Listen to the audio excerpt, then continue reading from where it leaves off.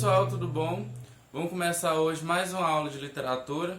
E hoje, antes de começar esse vídeo, vai lá na descrição, baixa o material que a gente preparou para acompanhar essa aula de hoje, que a gente vai precisar dele para acompanhar alguns exemplos, tá bom? Corre lá que eu vou te esperar aqui. E aí, baixou o material? Então agora vamos começar. O nosso canal vai ser focado em literatura brasileira, porque é o que cai mais no vestibular e é o que você está mais interessado.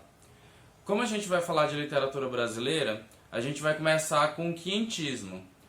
Duas coisas importantes sobre o quinhentismo antes da gente ver o que exatamente é ele. Ele tem dois aspectos muito interessantes. O primeiro é que ele não é uma escola literária. Quando a gente fala em escola literária, a gente pensa em uma tendência artística de um determinado tempo e de um determinado lugar que moldou o jeito de fazer arte daquele tempo e daquele lugar. Existe um projeto estético e a literatura daquele tempo tem um compromisso com esse projeto. Aqui a gente ainda não tem isso, o que não quer dizer que não é uma literatura compromissada. Existem outros objetivos nessa literatura, mas ela não tem o objetivo de ser uma literatura em si mesma. O segundo ponto é que ainda não é uma literatura brasileira. Ela é uma literatura feita no Brasil e feita sobre o Brasil, mas ela ainda não é do Brasil. Ela não é de autores brasileiros, ela ainda não traz uma visão do brasileiro. Ela é mais uma visão do europeu, do português, sobre o que ele está vendo quando ele chega aqui. E aí você vai me perguntar, se não é nem exatamente literatura e nem exatamente brasileiro, por que a gente está vendo isso aqui em literatura brasileira? Bom, lembra que eu falei que o nosso ia ser um estudo sequencial, né? A gente precisa desse conhecimento, desse período, para entender melhor o que vem depois. Para compreender melhor toda essa confusão, vamos recorrer lá no nosso estudo de história. O quinhentismo ele aconteceu por volta dos anos 1500. Então, finalzinho ali do século XV e início do século XVI. Nesse período, o que estava acontecendo lá na Europa?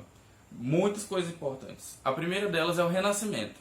O Renascimento ele foi um forte movimento de valorização da arte clássica e das ciências. Foi nesse tempo que se descobriu que a Terra é redonda, que a Terra gira ao redor do Sol. Foi nesse tempo que floresceu muito a arte na Europa, principalmente a arte literária. Então, esse renascimento influenciou muito do pensamento das pessoas lá da Europa, do europeu ainda. Também estava acontecendo um processo de reforma da Igreja Católica. Naquela época, a Igreja Católica ainda era muito forte em toda a Europa. E existia um movimento que é oriundo do Renascimento de fazer uma flexibilização um pouco das normas tão rígidas da Igreja Católica. E contra isso, existia uma contra-reforma, que era um outro movimento mais tradicionalista do clérigo mais tradicionalista da Igreja Católica, que queria manter o poder e as tradições da Igreja.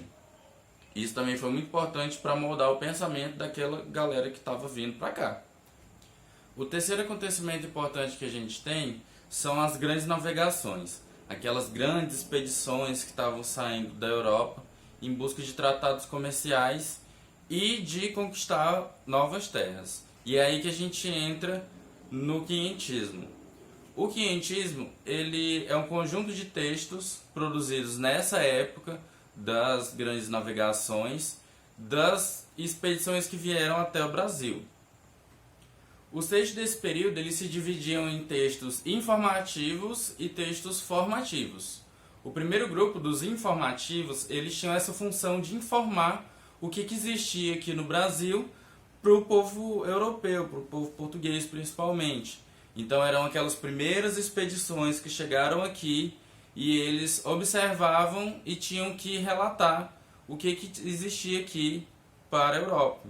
Então eram relatórios, eram cartas, diários e crônicas de viagem sobre essas expedições e sobre o que eles achavam aqui, sobre a natureza, sobre como era a terra, sobre riquezas que eles poderiam explorar e sobre os nativos daqui. Não é uma literatura brasileira por causa disso, porque é a visão do europeu sobre o que ele acha aqui, mas é uma literatura produzida aqui e sobre o Brasil. Não era brasileira ainda por causa disso, e não era também exatamente literatura, porque, como eu falei, não tinha esse compromisso com a arte. Eram textos de relatos, só que eles são muito imbuídos de poeticidade, são textos muito trabalhados linguisticamente, então eles são sim considerados literatura por essa característica poética que eles têm, mesmo sendo textos basicamente narrativos e relatórios. Vamos pegar o materialzinho aí e vamos ver alguns exemplos de como que isso acontece na prática. O primeiro texto que a gente tem sobre esse período é a Carta de Pero Vaz de Caminha. Caminha foi o escrivão que veio na nau de Pedro Álvares Cabral e ele escreve ao rei de Portugal uma carta falando o que eles encontraram quando eles chegaram aqui. E aí ele fala sobre a natureza, sobre as riquezas e principalmente sobre os nativos também. Vamos lá pegar nosso material. O primeiro trecho que a gente tem é falando sobre os primeiros contatos que os portugueses tiveram com os nativos quando eles chegaram. Ele diz: eram pardos, todos nus, sem coisa alguma que lhes cobrisse suas vergonhas. Nas mãos traziam arcos com suas setas. Vinham todos rijos sobre o batel, e Nicolau Coelho lhes fez sinal que pousassem os arcos, e eles os pousaram. Daqui para frente, o Caminha vai sempre fazer essa descrição dos indígenas como mansos, como amigáveis, essa imagem que a gente tem até hoje da nossa colonização. E aí ele continua falando, no próximo trecho. A feição deles é serem pardos, maneira de avermelhados, de bons rostos e bons narizes bem feitos. Então eles reparam muito na fisionomia dos nativos. Andam nus sem nenhuma cobertura, nem estimam de cobrir ou de mostrar suas vergonhas. Eles reparam muito que, por causa do clima, eles andam muito nus. E nisso tem tanta inocência como em mostrar o rosto. Mais uma vez, a inocência. Ambos traziam os beiços de baixo furados e metidos neles os seus ossos brancos e verdadeiros, de comprimento de uma mão de travessa, da grossura de um fuso de algodão, agudos na ponta como um furador. Metem-nos pela parte de dentro do beiço, e a parte que lhes fica entre o beiço e os dentes é feita como roque de xadrez, ali encaixado de tal sorte que não os molesta, nem os estorva no falar, no comer ou no beber. Então ele faz uma descrição bem detalhada de como foi esse encontro, do que eles repararam nos nativos e de várias características que seriam importantes falar para o rei de Portugal e para o povo português como um todo. E aqui a gente começa a entender por que, apesar de não ser de fato um texto que se interessa em ser literatura, ele é considerado nesse sentido. Porque ele faz várias metáforas, ele usa várias figuras de linguagem aqui, tem um trabalho da linguagem para deixar esse texto mais bonito e mais poético também. Quando ele fala aqui que os ossos são feitos como roque de xadrez, ele diz que os ossos são brancos e verdadeiros, então são adjetivos, são construçõezinhas que dão uma certa poeticidade para o texto. Mais à frente ele continua falando agora sobre as prováveis riquezas que tem na Terra e que eles podem explorar no futuro. Ele diz no próximo trecho: porém um deles pôs olho no colar do capitão e começou de acenar com a mão para a terra e depois para o colar, como que nos dizendo que ali havia ouro. Também olhou para o castiçal de prata e assim mesmo acenava para a terra e novamente para o castiçal, como se lá também houvesse prata. Percebam que aqui ele não diz em momento nenhum que eles acharam ouro, que eles acharam prata. É tudo a impressão deles. Ele fala como se estivesse nos dizendo que lá havia ouro, ou lá havia prata. Mas o indígena poderia muito bem estar querendo que eles levassem aqueles itens lá para a terra deles, ou que eles tinham uma coisa parecida na cor ou no formato, não exatamente no material de que era feito. A carta inteira ela é feita a partir de impressões do Pero Vaz de Caminha sobre o que aconteceu. É importante a gente ver isso, porque essa carta ela é considerada o primeiro registro que a gente tem sobre o nosso país, mas ela é um relato de impressão, não são fatos que acontecem aqui, são impressões e pressuposições sobre o que aconteceu nas primeiras viagens para o Brasil. Então, durante a carta, ele vai descrever muito mais também sobre a terra. Para quem tiver interesse, vai estar aqui na descrição do vídeo o link para acessar o texto inteiro. E aí ele fala que é uma terra muito chã, ou seja, muito plana, que tem muitos arvoredos. Aí fala das riquezas que provavelmente eles podem explorar. E também sobre os nativos, sobre os hábitos dos nativos, como que indicando as facilidades ou dificuldades que eles vão encontrar na colonização da terra. Vejam que no próximo trecho aí selecionado ele fala: parece-me gente de tal inocência que, se homem os entendesse e eles a nós, seriam logo cristãos, porque eles, segundo parece, não têm nem entendem em nenhuma crença. Então primeiro ele admite que não houve um entendimento preciso entre o português e entre o indígena, entre o nativo. Depois ele fala que parece que eles não têm nenhuma crença. Ele ignora totalmente todas as crenças que aquele povo tinha para dizer que eles não têm crença, não parece ter uma crença. Ou pelo menos não ter uma crença parecida com a deles lá. Então ele fala que eles seriam logo cristãos. Seria fácil de transmitir a religião deles para os indígenas. No próximo texto ele continua com essa ideia e aí a gente vai ver aonde que nasce esse mito de que o português e de que o europeu veio aqui para salvar essa gente, para dar esclarecimento para o povo que estava aqui. Ele diz: imprimir-se-á ligeiramente neles qualquer cunho que eles quiserem dar. Então ele fala que vai ser fácil colonizar aquela terra.